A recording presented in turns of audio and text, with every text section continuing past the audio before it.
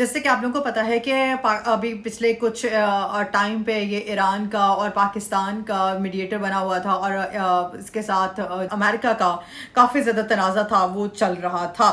अभी जी रिसेंटली अभी ये अपडेट्स ये आई हैं। अगर आपने मेरी प्रीवियस जितनी भी वीडियोस देखी हो तो वहाँ पे मैं ये चीज़ बार बार मैं चीज़ कर रही हूँ, बता रही हूँ कि क्या इनकी कोई डील होने वाली है, क्या ये कोई डील की तरफ आ रहे हैं, क्या इसमें पाकिस्तान का क्या फ़ायदा होगा, पाकिस्तान का क्या नुकसान होगा, क्या ये एंड अप जो करेंगे वो क्या डील पे करेंगे। तो आज का जो है वो यहीं पे वही वाली बात हो गई कि ईरान से मुआहिदा आज जो है वो हमस में हमस और भी वो खुल जाएगा। ट्रंप की जानिब से ये ऐलान कर दिया गया है और सदर ट्रंप ने कहा है कि आज इतवार को यानी कि आज संडे है, ईरान के साथ मुआहिदा तय पा जाएगा। अब हमस को फौरी तौर पर सबके लिए खोल दिया जाएगा। हालात पुरअमन होंगे तो हम जाकर जोरी मवाद भी खोद कर निकालेंगे। ईरान और मशरिक वस्ता के साथ तवील अरसे तक काम करने के मुंतजिर हैं, ये ट्रंप की जानिब से कहा गया है। और जबकि ईरान का कहना है कि आज दस्तखत हो रहे हैं, ना उनकी मुज़ाकराती टीम जिनेवा कहीं और जा रही है। पासदार इनकलाब ने भी अमरीकी सदर पर तनकीद करते हुए कहा है कि ट्रंप आज अपनी सालगिरह के मौके पर दस्तखत करवाना चाहते हैं। गैर मामूली इसरार का मकसद जाती शोहरत की ख्वाहिश है। और ईरानी वजीर खारजा अब्बास अरागची का कहना है कि ईरान अमेरिका के साथ जंग में फाते है। वजीर आजम शहबाज शरीफ का कहना है कि अमेरिका और ईरान के दरमियान अगले 24 घंटे में मुआहदे को हतमी शक्ल दिए जाने की तवक्को है। इलेक्ट्रॉनिक दस्तखत की तैयारियां जारी हैं, जितने करीब अब आ गए हैं, पहले कभी नहीं थे। ट्रंप के ऐलान के बाद आलमी मार्केट में तेल की कीमतों में 3% की कमी, जबकि स्टॉक मार्केट में तेजी का रुझान देखने में आ रहा है। तफसीलात के मुताबिक मजीद ये भी बताया जा रहा है कि सदर डोनाल्ड ट्रंप ने अपने सोशल मीडिया प्लेटफॉर्म पर बयान में आज ईरान से मुआहदे तय पाने का ऐलान करते हुए कहा था कि ईरान जोहरी हथियार हासिल नहीं कर सकेगा। उन्हें ओबामा का ईरान के साथ जोहरी मुआहदा JCPOA ईरान के लिए एटमी हथियार हासिल करने का एक आसान और हमवार रास्ता था। अगर वो मुआहदा बरकरार रहता तो ईरान 6 साल पहले ही जोहरी हथियार हासिल कर चुका होता और मुमकिन है कि उन्हें इस्तेमाल भी जो है वो कर चुके होते।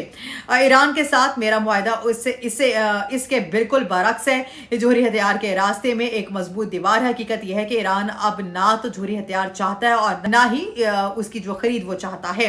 ठीक है, और उसके बाद ये भी बताया जा रहा है कि और दस्तखत के फौरन बाद अब हमस तमाम ममालिक के लिए खोल दी जाएगी। ईरान के साथ हमारे ताल्लुकात साबिक अमरीकी हुकूमतों के मुकाबले में बेहतर और मुख्तलिफ हैं। ओबामा इंतजामिया की तरह ईरान को सैकड़ों अब डॉलर्स नहीं दिए जाएंगे और ना ही 1.7 अरब डॉलर नकद रकम जैसी कोई अदायगी होगी। मुनासिब वक्त आने पर जब हालात मुकम्मल तौर पर पुरसुकून होंगे, हम अपने ही 2 बमबार तैयारों और उनके माहिर पायलट्स की बदौलत गहरे पहाड़ों में दफन हो जो जोहरी मवाद को निकालेंगे और उसे तल्फ कर देंगे।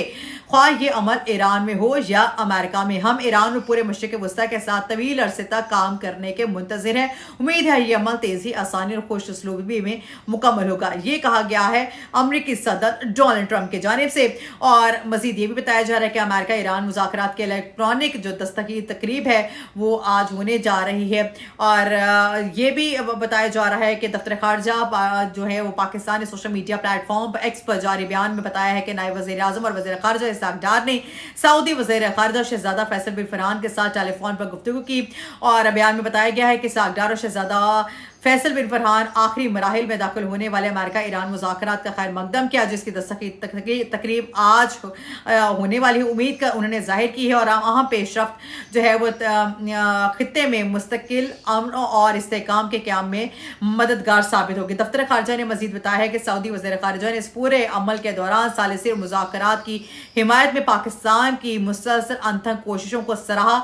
और मजीद ये भी कहा जा रहा है कि दोनों रहनुमाओं ने इस माह के आखिर में मिस्र में होने वाले इलाकाई 4 मुल्की वज़रा खारजा के आइंदा इजलास पर भी तबादला ख्याल किया है। ये है जी अब तक की इस हवाले से अपडेट्स। अब क्या प्रॉब्लम क्या आती है? अब आती है पाकिस्तान की बारी। प्रॉब्लम ये आती है कि पाकिस्तान यहाँ पे कहाँ पे स्टैंड कर रहा है या पाकिस्तान के लिए ये चीज़ कितनी ज़्यादा बेनिफिशियल होगी, ये भी मैं आपको बता देती हूँ।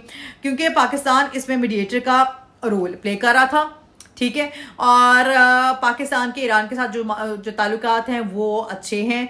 दोनों ममालिक की सरहद भी मुश्तरक है। अगर खित्ते में कशीदगी कम होती है तो पाकिस्तान के लिए तजारती और मुआशी मौके बढ़ सकते हैं। ठीक है, तवानाई के शोबों में ताउन के इम्कान भी पैदा हो सकते हैं। अगर आलमी मंडी में तेल सस्ता होता है तो पाकिस्तान जैसे दरामदी ममालिक को इसका बराह रास्त फायदा भी मिल सकता है। ठीक है, यानी पेट्रोल की कीमतों से लेकर महंगाई तक कई चीजों पर असर इस हवाले से पड़ सकता है। लेकिन अब एक जो बड़ा सवाल अब जो है वो बाकी रह गया है, वो ये क्या वाकई ऐसा मुआहिदा मुमकिन है? मेरी राय में बैनुल अक़वामी सियासत में कोई भी चीज नामुमकिन नहीं है। कल के दुश्मन आज दोस्त बन जाते हैं। ये मैंने जैसे कि मैंने आपको पहले बताया कि टेबल टॉक वाली साइड पर आ जाते हैं, कोई भी कुछ भी ऐसी चीज हो, ठीक है। और आज के इत्तेहादी कल एक दूसरे के मुखालिफ भी हो सकते हैं, लेकिन हर खबर के जज्बात की बजाय हकायक की बुनियाद पर देखना चाहिए।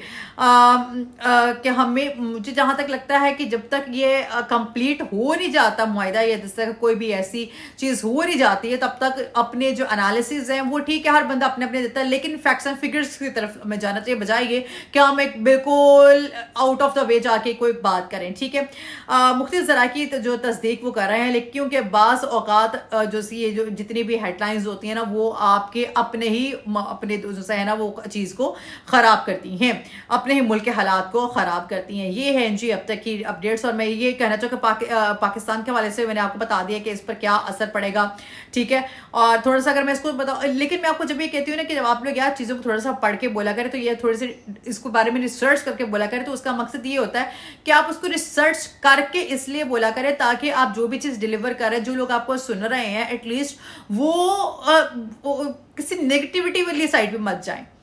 अगर आप के पास नहीं, आप कोई चीज रिसर्च कर सकते, आपको सिर्फ खाली व्यूज लेने हैं, हेडलाइंस बनानी है फजूल किस्म की, या थंबनेल्स लगाने फजूल किस्म के जिनका कोई ताल्लुक नहीं है, तो प्लीज आप ये मत करें, क्योंकि इससे आप लोगों को नहीं पूरे मुल्क को इस तरह से नुकसान उठाना पड़ता है, ठीक है।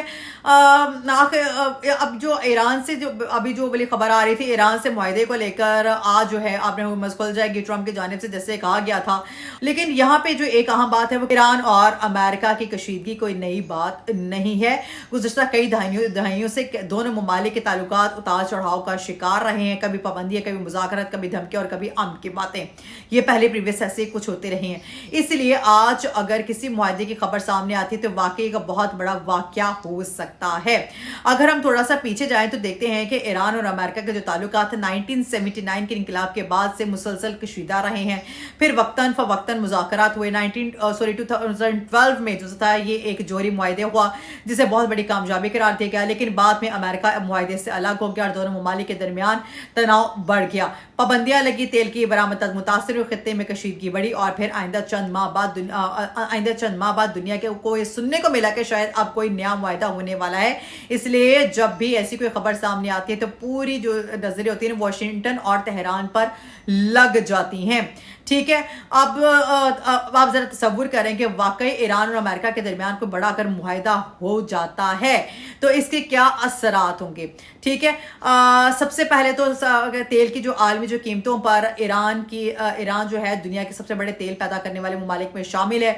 अगर इस पर आयत जो पाबंदियों में नरमी आती है तो आलमी मंडी में तेल की सप्लाई जो बढ़ सकती है और इससे कीमतों में कमी आएगी। दूसरा, मशरिक़ वस्ता की सियासत पर होगा और इन्हिसार जो होगा। ये चीज़ें जो है ना वो सारी सामने आगे पाकिस्तान को फायदा क्या होगा वो भी मैंने आपको बता दिया है। और तीसरा जो असर है वो ये आलमी मईशत बढ़ सकती है, क्योंकि जब खत्ते में अमन के इम्कान बढ़ते हैं तो सरमायाकारी में इजाफा होता है और मार्केट्स में इस्तेकाम आता है। ये है जी अब तक के अपडेट्स। मजीद इस हवाले से जो भी होगा वो मैं आपको वक्तन फवक्तन बताते रहूंगी। अपना ख्याल रखिए। Till then take care. Allah हाफिज़।